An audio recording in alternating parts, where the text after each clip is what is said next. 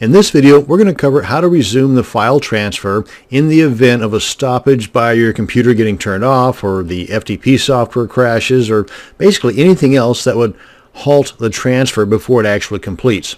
So let's go ahead and open up FileZilla and log into our server. And just a quick reminder, on the left we've got our local or the computer, and on the right we've got the remote or the server area.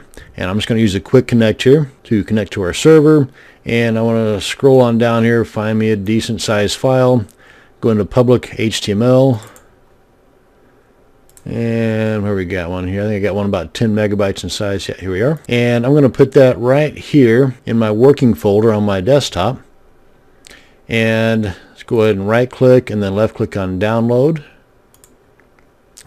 Hum da hum da hum da hum. Everything's going fine and dandy, birds are chirping, great day outside. Then all of a sudden, bam, something happens and my site crashes, or the computer goes off, or FileZilla crashes. Whatever the case, something bad happened. So I need to reopen after I get everything else kind of fixed and whatnot. Go ahead and reopen my FileZilla.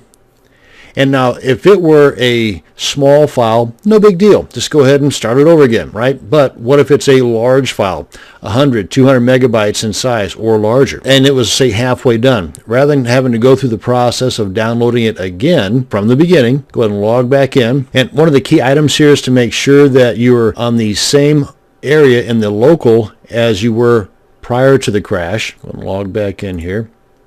And of course, you want to be in the same area on the remote, which is kind of goes without saying. Come on down here, find that file again. And you can do this a couple of ways, actually. You can just go ahead and right click here and then left click on download, and it's going to recognize that, hey, it's already there. You come on over here and just click on resume, click on OK, and it will pick up where it left off at. Or crash again. Darn my luck. Let's go ahead and go on back and open up FileZilla again. Let's go ahead and log back in.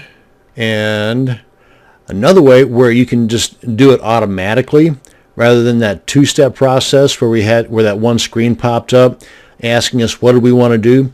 Well, we can kind of eliminate that one step by coming up here to Edit, go into Settings, come on down to Transfers. And if it's not expanded like this, just hit the plus sign and it'll open up.